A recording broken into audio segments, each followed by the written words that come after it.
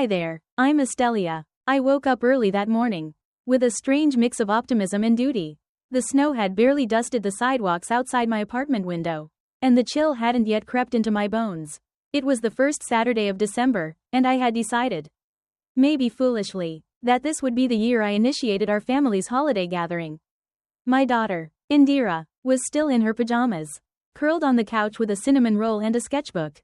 She glanced up as I spread out a stack of blank holiday cards on the kitchen table. "You're doing the Christmas invites?" she asked. Half curious, half skeptical, as only an 8-year-old could manage. "Yep," I said, trying to inject more cheer into my voice than I felt. "Going old school, handwritten cards this year." Indira tilted her head, brushing her curls from her eyes. "Even to Grandma and Grandpa?" "Especially them." She didn't say anything more. Just drew a snowman on her page and added a scarf that looked suspiciously like the one I gave my mother last year. The one I never saw again. I wrote out each envelope with careful attention. I even added little gold stars on the corners, thinking, maybe that extra bit of effort would soften something. Bring a little warmth back. Later that afternoon, after putting Indira down for her nap, I picked up the phone. Calling my mother used to be a comfort, now it felt like a formality. A performance I was tired of. I dialed the number and pressed the speaker button. The familiar ring, a prelude to disappointment. "Hello?" Her voice was clipped, but not unkind, just devoid of genuine warmth.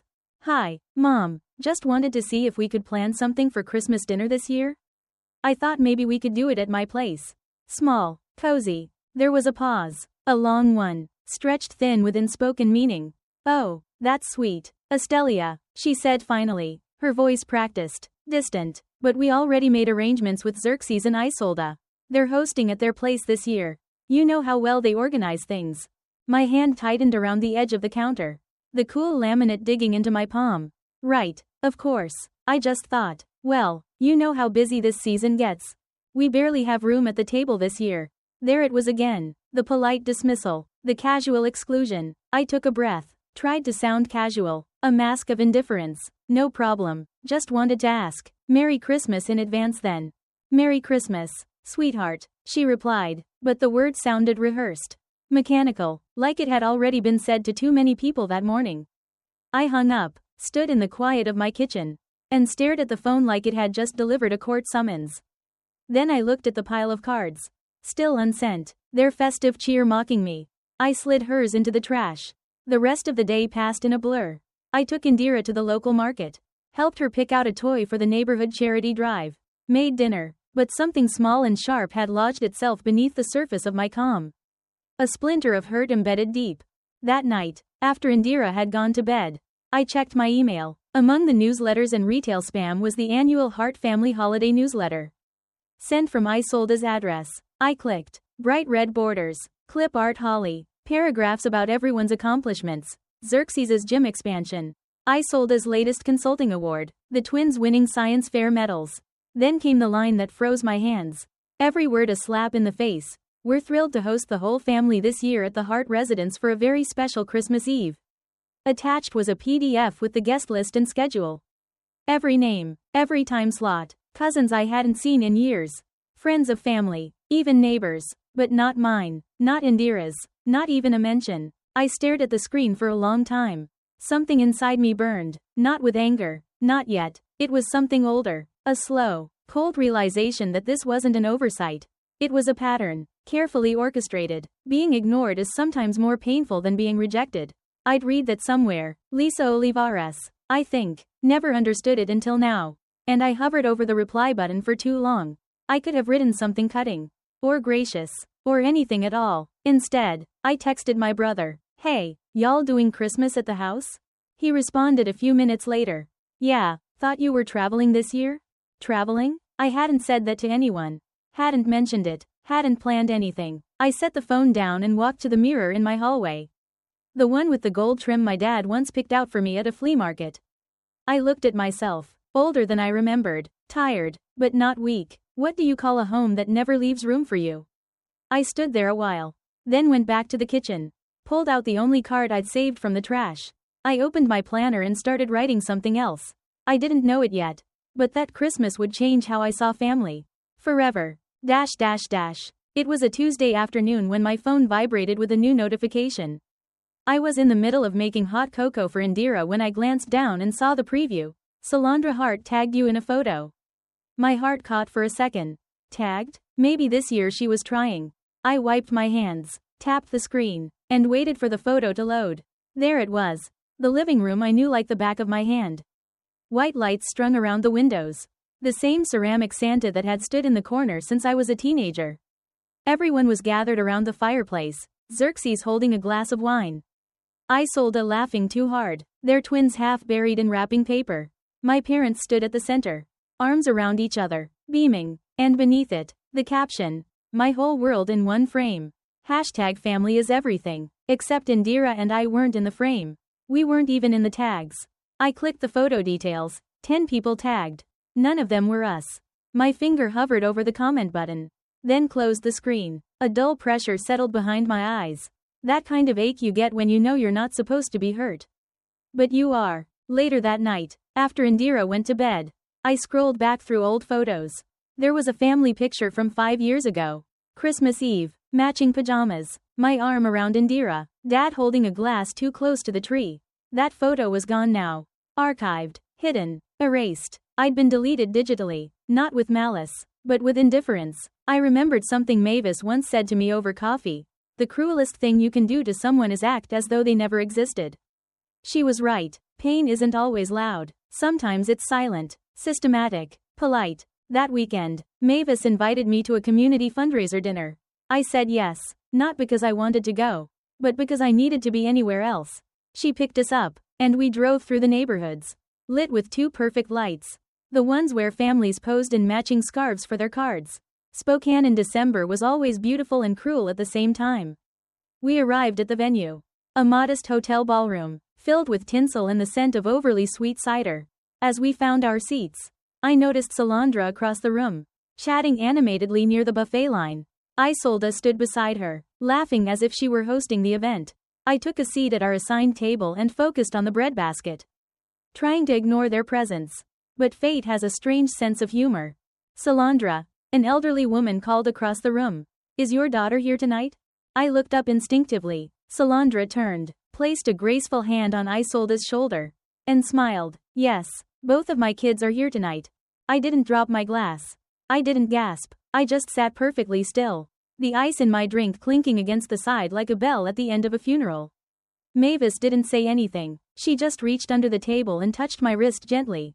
A silent acknowledgement. I nodded once, excused myself, and walked calmly to the restroom. In the mirror, I barely recognized the woman looking back at me. Not because of the makeup or the dress, but because she wasn't surprised anymore.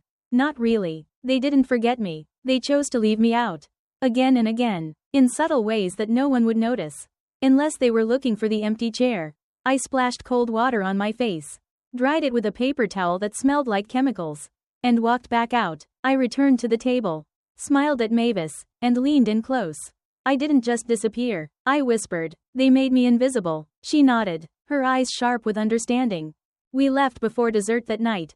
Back home, I sent a text to Xerxes. Mom called Isolde, her daughter, twice in public. He replied 20 minutes later, she was just trying to be polite.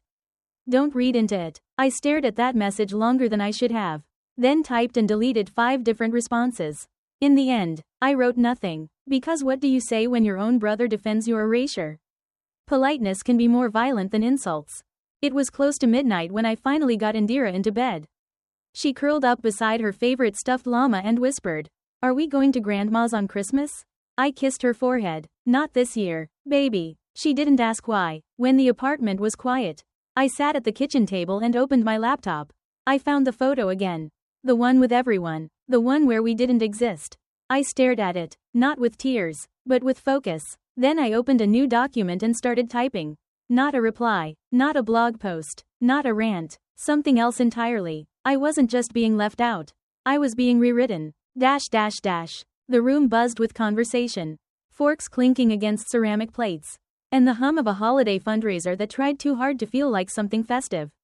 I stepped into the church's reception hall and was immediately greeted by someone I didn't know, who smiled just a little too tightly and handed me a place card, Astelia Hart. "Table 8, she said, pointing toward the corner near the stage speakers. I walked in that direction. noticing that the front tables, closer to the buffet and farthest from the sound system, were filled with people I used to call family. My mother sat at one, adjusting her pearl earrings, sipping wine, while Isolde chatted with the event coordinator like she owned the building. When I reached table 8, I stopped. The chairs were half-sized, decorated with glitter glue and candy canes. The name tags read, Liam, Sophia, Zane, and now, Astelia. I looked at the small plastic seat and then at Indira, who was already seated next to it, her eyes wide with confusion. Why do you have the tiny chair, Mommy? She asked, leaning toward me. I hesitated. Looks like they ran out of big ones. Didn't they know you were coming? I guess not. I sat down anyway. What was I going to do? Make a scene in a church hall? I folded my legs awkwardly, trying not to tip over. Indira giggled a little, which helped, but I could feel the heat rising to my face as people glanced over and just looked away. I laughed with the kids at the table, told them jokes, passed out napkins, complimented glitter glue masterpieces. I performed, because that's what you do when your absence has been rehearsed by everyone else. You pretend being there is enough. But inside, something old and bitter stirred. My mind wandered back to last winter, the days after Dad's second stroke, the hospital lights blinking above his bed, the sharp smell of antiseptic that clung to my coat. I was the one who sat next to him at 3 a.m. when his heart monitor beeped too fast and he gripped my wrist like he was falling through something I couldn't see. I brought soup. I changed his socks. I handled insurance calls when Isolde didn't answer hers. I remember holding his hand in the dark while he mumbled in his sleep, begging someone, I think it was my name, to not leave him. I stayed awake until morning, when Isolde and Xerxes finally arrived, holding matching coffee cups. Isolde kissed his forehead and said loudly, "We've been here all night, Daddy." I didn't correct her, not because I was being kind, but because I realized then and there that they weren't ashamed of erasing me. They had simply normalized it. Tonight was no different. Dinner was served around 7. Paper-thin chicken with watery green beans. The kids munched on rolls and giggled through lemonade spills. Indira leaned toward me and asked, "Did you ever help run one of these things?" "Maybe once," I said, careful not to let anything crack. Across the room, I heard Solandra's voice rise with that signature, syrupy praise she reserved for people who didn't challenge her. Isolde really made this whole thing happen, she said to a group of women beside her. Planning, coordinating, managing the twins. I don't know how she does it. She's the glue that holds us together. Not a word about who used to do all that before. Isolde wore the title, not a mention that it was me who used to run church holiday fundraisers when Xerxes still needed help tying a tie. Not even a nod in my direction.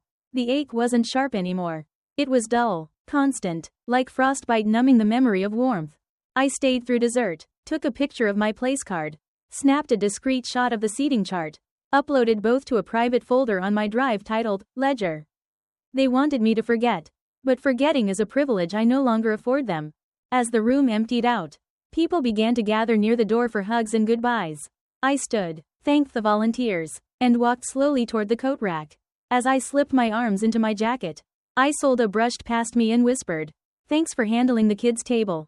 You're always so adaptable." I didn't respond, didn't even blink, but my gaze didn't leave the exit door. Outside, the wind bit my cheeks as I stepped into the night. Indira held my hand, skipping a little, humming a tune she must have heard during dinner.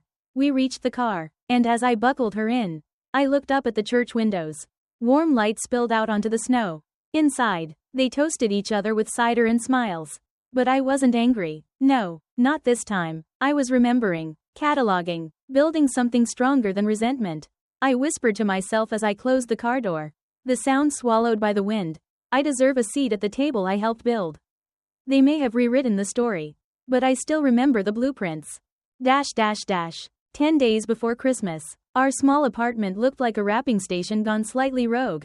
Paper scraps everywhere, tape stuck to socks. Indira's glitter glue somehow making its way onto my coffee mug.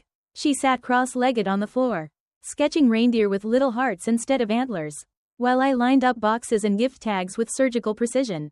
This year, I was determined to send everyone something, no matter how distant they'd grown or how loud their silence had been. I told myself that staying gracious was the last piece of control I still owned. I labeled each package carefully, to Grandma, to Grandpa, to the twins, to Isolde and Xerxes. As I folded the last square of snowman printed paper, Indira looked up from her drawing and asked, Do you think Grandma will send me something this year? The question dropped like a stone. I didn't look at her right away. Just kept taping the final edge. I'm not sure, sweetie. She didn't last year, Indira added, her voice soft. Or the year before. I finally met her eyes. She wasn't sad, just curious. And that cut deeper than anything else could. She probably got busy, I said automatically, like a reflex I hadn't yet unlearned. Maybe she sent it late.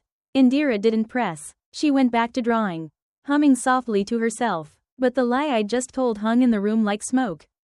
Thick and suffocating. I stared at the stack of neatly wrapped boxes and felt an ache settle in my chest. They weren't just erasing me anymore. They were rewriting her story too. The next day was her school's winter concert. Indira wore the red velvet dress I'd sewn patches onto 3 times already.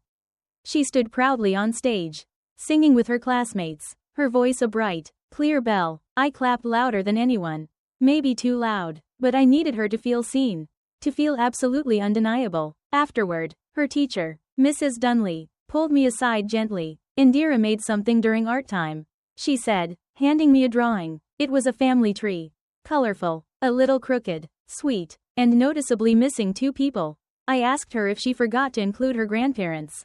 The teacher continued. She said, I don't think they like me much. I thanked her, folded the paper, and walked back to the car in silence. The truth echoing in my ears. 3 days later, we stopped by the neighborhood craft fair. A cozy event filled with homemade candles and kids selling hot cocoa with half-melted marshmallows. Indira spotted her cousin, Lena, by the cookie booth. Lena, she called, running over. Did you get anything from Grandma yet? Lena grinned and pulled a phone from her coat pocket. She got me this early Christmas gift. Indira blinked. She never sends me anything. Why? Isolda, standing nearby with her arms crossed, chimed in like she'd been waiting for her cue. Her voice dripping with false concern. She probably forgot you live far away. Sweetie, I clenched my teeth. We lived 15 minutes apart. I took Indira's hand and walked away, not bothering to say goodbye. My palms burned as I gripped the steering wheel on the way home. That was it, the last time I'd pretend not to see what they were doing. That night, after Indira went to sleep, I opened my laptop and began writing an email to my mother. Every word precise, every sentence deliberate, imbued with years of unspoken hurt. I told her how much it hurt, how many years I had spent making excuses on her behalf, how Indira now asked questions I couldn't answer with a straight face. I told her I didn't want apologies, just acknowledgement, something she had withheld like a prize for obedience I never agreed to. I didn't send it, not because I was afraid, but because I knew that silence, when chosen intentionally, could be louder than any message. There's power in not sending things, but there's danger in staying quiet too long. The next morning, as I brewed coffee and checked my messages, a photo popped up in the family group chat. A collage, Grandkids 2023. Smiling faces, pajamas, presents. Indira wasn't in it, and no caption, no apology, no recognition. I looked at my screen, then at the envelope I'd labeled, to Grandma, still sitting on the table. I walked over to the printer, clicked print, and selected the draft email. If they wanted to pretend we didn't exist, I'd show them every detail they chose to ignore. They hadn't just left us out, they'd crafted a world where we never existed. I held the box in my hands for a full minute before I opened it. It had no return label, but I didn't need one to know where it came from. The handwriting was unmistakable, elegant, dramatic cursive that tried too hard to be graceful. My mother always said her penmanship reflected her character, poised, deliberate, intentional. Inside was the scarf I'd hand-knitted for her. Cream-colored cashmere, woven over several evenings while Indira slept. I had spent more time on it than I'd ever admit, choosing a pattern that reminded me of the lace she used to wear when she'd dress up for Christmas services. It was still perfectly folded, still pristine, untouched. Taped to the front was a yellow sticky note. Doesn't match the living room palette. Maybe you can use it instead. No thank you, no signature, no heart, just a sticky note that sucked the breath from my lungs. I didn't cry, I didn't scream, I just stood there, scarf in one hand, note in the other, wondering if she even knew what she was doing. Or worse, knew exactly. They say passive aggression is still aggression. But I was starting to think it was something worse. It was designed cowardice, cloaked in politeness. That night, as I poured myself tea I didn't want, I opened the family group chat. The last message from me was a week ago. A picture of Indira's art project from her school concert, sent with the caption, Wishing you all a warm holiday season from our side. 2 blue check marks. That was it. Since then, the thread had come alive. New memes. Photos from Solandra's wreath decorating night. A reminder from Isolde about bringing wine to Christmas Eve. I was never removed from the group, I was simply left behind. Bypassed. Skipped over like a number too small to matter. A cousin I barely spoke to posted. Only real family allowed this year. With a laughing emoji. I took a screenshot. Then another. I sent one to Xerxes with a single message. You see this? Right? He responded 10 minutes later. You always take things too personally. My fingers hovered over the keyboard. Because they are personal, I typed. Then deleted it. Instead, I opened my notes app and wrote what I really wanted to say. If I'm not part of the family, stop using my silence as proof of agreement. I didn't send that either. What I did do was open my social page, rarely used, and posted something that wasn't meant to be subtle. Loyalty doesn't mean submission. It ends when silence starts to hurt. Mavis commented under it. Took you long enough. I didn't reply, but I smiled a little. That night, I opened my laptop and created a new folder titled Family Ledger. I began dragging in every screenshot, every ignored message, every returned gift, and passive slight I'd collected over the years but never named. I labeled each one like a case file. Some people journal their pain. Others drink it away. I document mine. And now, with my hands shaking only slightly, I typed the title of the first entry, Receipts. They taught me to be silent. But I learned how to keep records instead. The cookies were still warm when I wrapped them in parchment and tucked them into the tin. I didn't add a card, there didn't seem to be a point anymore. These weren't gifts of warmth or tradition. They were gestures, obligations that lingered like the scent of cinnamon long after the sweetness faded. Indira rode with me to the old neighborhood. She had a snow globe on her lap and kept shaking it until the tiny flakes swirled madly. Did they still have the reindeer lights on the roof? She asked. I guess we'll see, I murmured, pulling into the driveway. I stepped out with the tin in one hand, the keys in the other.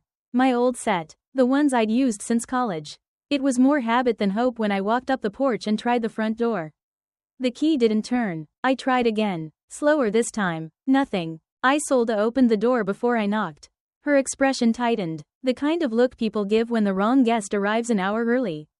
Oh, didn't Dad tell you? She said, blinking like she was doing me a favor. We changed the locks after the refinance for security. You know. No, I didn't know. She tilted her head, still holding the door half shut. Well, it's just been a lot of changes. The paperwork moved fast. I handed her the tin. She took it, but didn't invite me in. Back in the car, Indira asked, why didn't we go inside? They were busy, I said. The lie slid too easily this time. The next morning, Mavis stopped by my office. She'd brought coffee and curiosity. I told her what happened. About the locks. About Isolde. She didn't even flinch. Want me to look up the property records? She offered. 5 minutes later, she had the documents. Here, she said, pointing to the screen. Transferred 6 months ago. The property's now in Isolde Mercer's name. Not a shared trust. Sole ownership. Looks like it was restructured as part of an estate efficiency plan. I stared at the screen. My childhood home. The one with the chipped tile I helped grout. The backyard fence I painted during the summer I turned 12. Was now legally hers. They didn't forget, Mavis said quietly. They just didn't include you. The next day, I was at the house again. This time, they let me in. Isolde was setting up floral arrangements with Xerxes barking orders about linen colors. I walked into the hallway out of habit, looking for the photo, the graduation picture, the one where I was wearing the blue dress we bought at a thrift store and Dad insisted was power color. It was gone. Where's the photo that was here? I asked, pointing to the blank wall near the stairs. Solandra looked up. Oh, we're simplifying. Too much clutter. I turned to the gallery wall they had just installed. Xerxes. Isolde. Their kids. Framed in gold. Smiling. No trace of me. Not one. I stood in that silence until it was loud in my ears. Then I found my voice. Was I always this disposable? Or did I do something to earn it? Xerxes looked up from his phone. Estelia, please don't start drama. Solandra placed a wine glass on the counter. Her voice laced with faint understanding. You've always lived on your own terms. We assumed you didn't want to be part of the family way. I blinked, swallowed, and still didn't cry. I didn't opt out, I said, my voice barely a whisper. Yet it filled the room. You shut the door before I could knock. No one answered. I left. On the sidewalk, I took a picture of the bare wall through the window. Later, I scanned the deed Mavis had printed. I opened a new folder on my laptop, Inheritance of Silence. I dragged the files in. They gave me nothing, and now they want to frame it as my choice. That night, as I sat beside Indira reading her favorite winter book, she suddenly looked up and asked, "Was that ever your house, Mommy?" I closed the book slowly. It was supposed to be.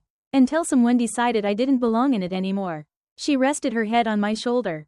After she fell asleep, I opened the family ledger. I scrolled to chapter 6 and typed the title at the top of a new page, Asset Reassignment. The locks changed, the pictures vanished, but the story wasn't over yet. It was a freezing Thursday evening. The kind that gets into your knuckles and your spine. Indira was already in her pajamas, curled up on the couch under a fleece blanket, waiting for our annual tradition, a silly Christmas movie. Popcorn and marshmallows stuck to everything.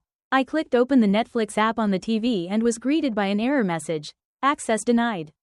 Credentials have been updated. At first, I thought it was a mistake. Maybe a password reset. I reached for my phone and texted Isolde, "Hey, did the family change the Netflix login?" She replied faster than usual, "We're streamlining household users. Hope you understand." Streamlining. It hit harder than expected. Not because of the subscription, but because of what it said out loud without saying anything at all. They didn't just change the password. They confirmed, in yet another way, that I was no longer part of what they called the household. I looked over at Indira. Her eyes still hopeful. Did it work? I forced a smile. Let's try a book tonight. Later that night, I got a ping from Mavis. "You might want to see this," she wrote, attaching a screenshot. It was from Isolde's social feed, her golden retriever, Charlie, wrapped in a quilt. My quilt, the one I'd made by hand and given to Salandra last Christmas. Soft cream and blue squares. Hours of stitching. The caption read, "Charlie loves his new throne. #luxury #, Christmas comfort." And beneath it, a comment from my mother, "Looks better on him than on the couch." I sat there motionless, my hands clenched tight enough around my mug that I almost cracked the handle. That quilt was supposed to mean something. But in their hands, even my warmth could be used to humiliate me. I opened my laptop folder, Family Ledger. Subfolder, Public Humiliations. I uploaded the screenshots without emotion, like filing a report. Then I walked over to the hall closet, pulled out the gift I had wrapped for Salandra 2 weeks ago, an antique brooch I found at a local shop. Just like the one she wore in an old family photo. I held it in my hand, then slid it back into the drawer. No more peace offerings to people who celebrate my humiliation. The next morning, I called Mavis again. "Can you check something for me?" I asked. "The Netflix account. I think I've been paying part of it." She dug into it. Less than an hour later, I had my answer. "You've been auto-drafted for the family plan for 3 years. They never took your name off the billing group."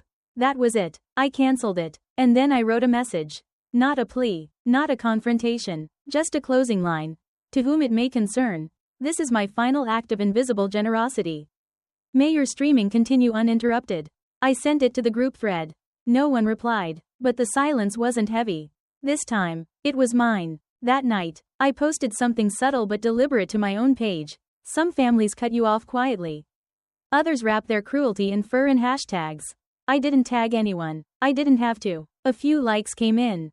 Mostly private messages. A distant cousin wrote, "I've noticed too." A childhood neighbor said, "Thought it was just me." But what meant the most was Indira, sitting beside me on the couch, reading the comments. "I don't want to go over there anymore," she said plainly. I looked at her. "You don't have to," I replied, my voice filled with a conviction I hadn't known I possessed. A beat passed. "Promise?" "I promise." We watched a movie that night using a new account. One I set up just for the two of us. I named the profile, Us.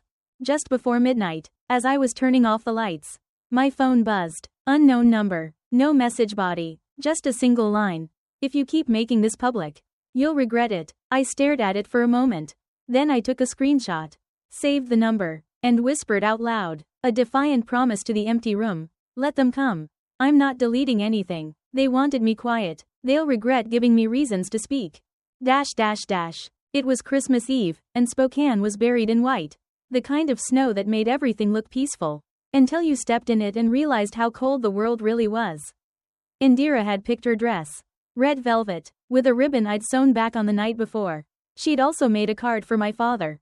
A little drawing of the two of them standing under a cartoon Christmas tree with the words, "Love you, Grandpa," scribbled in shaky glitter pen. We loaded the car in silence. I carried small gift bags, simple things. Books, a tea sampler, a new wool scarf. Nothing grand, but carefully chosen. The kind of gifts you give when you still believe the gesture matters more than the price. I'd rehearsed my line in my head at least a dozen times on the drive over. Just thought we'd drop by for a minute. Harmless, non-confrontational, because this wasn't about being welcomed. It was about refusing to disappear quietly. Halfway across town, my phone buzzed. A message from Salandra. "So sorry. Car battery died. Won't make it tonight." That was it. No context. No warmth. Just another flat excuse. I read it twice. My grip on the wheel tightened. Then Mavis texted. "Thought you should see this." Attached was a screenshot of Isolda's Instagram story. Cozy Christmas vibes with the full crew. It was a photo taken just an hour earlier, their house lit like a department store window. Salandra holding a glass of wine. Xerxes unwrapping a gift. Everyone smiling. Everyone present. Everyone accept us. I said nothing as I pulled into the familiar driveway. Indira looked up from her card and asked, "Are we going inside?" "Yes," I said, my voice firm. "We're just saying hello." The snow crunched beneath our boots as we walked up the steps. I knocked. No answer. Knocked again. The door creaked open. Xerxes stood in the frame. Face drawn tighter than I remembered. "You shouldn't have come," he said, eyes flicking down to Indira. Then back to me, his voice a low, hostile growl. Inside, I could hear laughter, music, the rustle of wrapping paper. The sounds of a family I was no longer part of. "We already told you," he said, his voice low, cold. "You're not part of this family anymore." Indira stepped forward, holding out her card, her small offering of love. He didn't take it, just stared at it like it was something fragile and dangerous. From behind him, Isolda appeared, a ghost of a smile on her lips. "Didn't you get the message last time?" she said. Her tone light, but laced with venom. The silence between us was thick, suffocating. I could feel Indira's confusion, like a physical ache beside me. I didn't argue, didn't plead. I simply placed the gift bags on the porch, took Indira's hand, and said, my voice ringing with a quiet dignity, "Merry Christmas to all." Then I turned and walked us back to the car. Inside, as I buckled her in, Indira asked, "Did we do something wrong?" I looked into her eyes. Those same hazel ones I'd seen in my own reflection, mirroring my pain. "No, baby, we just showed up where truth wasn't welcome." The drive home was quiet. Not the kind of quiet that's empty, but the kind that's heavy. That tells you something inside has officially ended. That night, after I got her to bed, I stared at my phone. It was still open to Mavis's screenshot. I uploaded it, captioned it with a single sentence, "We weren't excluded. We were intentionally erased." Within minutes, my inbox filled with messages. Not from family, of course, but from others. People who had watched from the sidelines. Who'd seen just enough to wonder, but never enough to intervene. "Are you okay?" I had no idea. That's not right. I turned off the notifications. Then I opened my laptop, pulled up the folder labeled Family Ledger, and started a new subfolder, Chapter 8, Erasure. Erasure isn't the end, it's the beginning of evidence. I woke up late on Christmas morning. No texts, no calls, not even the obligatory emoji from Salandra. The apartment was quiet. Outside, the streets were still white and untouched. The city muffled by snow. In the kitchen, Indira stood on her step stool, buttering toast with the careful concentration of a child doing something grown up. She didn't ask about Grandma, didn't mention gifts, just handed me a slice and said, "Merry Christmas, Mommy." I kissed the top of her head, pretending that moment was enough. In some ways, it was. This was the first Christmas where I wasn't waiting for them to change. And for once, I didn't feel guilty about not going back. Later that morning, while Indira worked on a puzzle in the living room, my laptop pinged with a new message from Mavis. Subject line, FYI, confidential. I opened it slowly. Attached was a PDF labeled, Hart Family Trust, amended. Every page was a punch. My name, absent. Salandra and Xerxes' assets, everything, including the family home, redirected solely to Xerxes and Isolda. Clause 4, B, hit the hardest, given her history of independence and detachment from core family functions. Astelia Hart is to be considered self-reliant and is therefore not included in future distributions. I wasn't disinherited, I was strategically eliminated. Before I could even react, another email popped in from Isolda. CC'd to multiple relatives. Here's the finalized version of the will and trust. She wrote, please disregard the earlier draft, the one where Estelia was still listed. That was outdated. I blinked. My name was still on the CC list. They didn't even notice. My breath slowed. I wasn't just left out. They rehearsed my erasure. I saved everything. Every attachment. Every forwarded message. Then I got to work. I printed the PDFs. Created a new folder on my desktop, the archive. Inside it, subfolders labeled, legal moves. Silent exclusions. Digital footprints. I labeled each file with dates and names. Cross-referenced timelines. It felt surgical, cold, necessary. I remembered my father once telling me over breakfast. Truth only matters when nobody wants it told. At the time, I thought it was a poetic way of defending his stubbornness. Now I saw it for what it was. A quiet warning from a man who knew what silence cost. By early afternoon, I sat back, fingers sore, mind buzzing. I didn't cry, didn't scream. I just updated the signature on my email. Those who choose silence over fairness lose both. I opened a new Word doc. This time, it wasn't a rant or a journal entry. It was a letter to my lawyer. No demands, no threats, just documentation. This isn't a claim, I wrote, but a record, in case it is ever needed. Justice doesn't always start in court. Sometimes it begins in quiet folders. Around sunset, Indira taped a paper snowflake to the window. She turned and said, we can make our own traditions. Right? I nodded. Yes, we already are. She smiled and went back to her markers. I sat down on the couch and picked up my phone, ready to let the day be done. But then it buzzed. New email from an anonymous Gmail address. Subject. Trust addendum, you should know. I opened it. Text only. Just wait until you see what else they've changed. I stared at the screen. My fingers didn't shake this time. I clicked download. I thought I'd seen every betrayal. But this one had legal headers. December 26th started with an envelope. Mavis slid it across my kitchen counter. I finally pulled it, she said, brushing snow from her coat sleeves. It took a while to unseal the archive. But I got it. I opened the folder carefully. Inside, wrapped in legal parchment, was a letter, not typed, handwritten, Xerxes' name at the bottom. I tried to give this to you, Mavis said quietly. Your mom blocked it, said it would inflame tensions. The handwriting was shaky, but unmistakably his. It opened with a line that read like it had been carried for years. I failed you. Estelia. I saw what was happening and did nothing. I sat at the table, blinking through the rush of heat behind my eyes. He apologized, not just for what they had done, but for the man he hadn't been when it counted. He called me, the only one who ever showed up when it wasn't convenient. He ended with a wish to make it right, signed it with his full name, and dated it almost a year ago. That same afternoon, Mavis called again. Bad news, or worse? I asked, already bracing. She didn't hesitate. Worse. I found your name tied to a co-signed gym contract. A franchise Xerxes ran 3 years ago. It defaulted. You're still listed. What's more, you've got 2 outstanding invoices flagged under your credit. The main account contact is Isolda. I could hear the blood in my ears. This wasn't rejection. This was theft in my name. Within an hour, I was sitting across from a lawyer in a quiet office on the north side of town. The firm was small, family-run, but thorough. I laid everything out, the will, the trust amendments, the email from Isolda, and now the gym debt. Do I have grounds? I asked. Technically, yes, the attorney replied. Financial fraud, identity misuse, but it depends on what you want. Vengeance or distance. I want them to stop using my silence as permission. He nodded. We can start with a cease and desist. That night, I typed a letter that didn't shake to Isolda Mercer and Xerxes Hart. You are hereby notified that if my name appears again, whether in financial contracts, legal documentation, rumor, or insult, you will be receiving notice from my legal representation, not my family phone tree. This isn't about revenge, it's about boundaries, and I've finally set mine. I signed it, sent it, no red receipt needed. 2 days later, I posted a redacted version of the financial records and the letter from my father to my private profile. Visible only to extended relatives, old friends, the people who had whispered behind my back for years. The caption was simple: you don't need revenge when truth is this detailed. I didn't name names, I didn't add flames, but the inbox filled quickly. We never knew. I thought you moved away. I always wondered why you stopped coming around.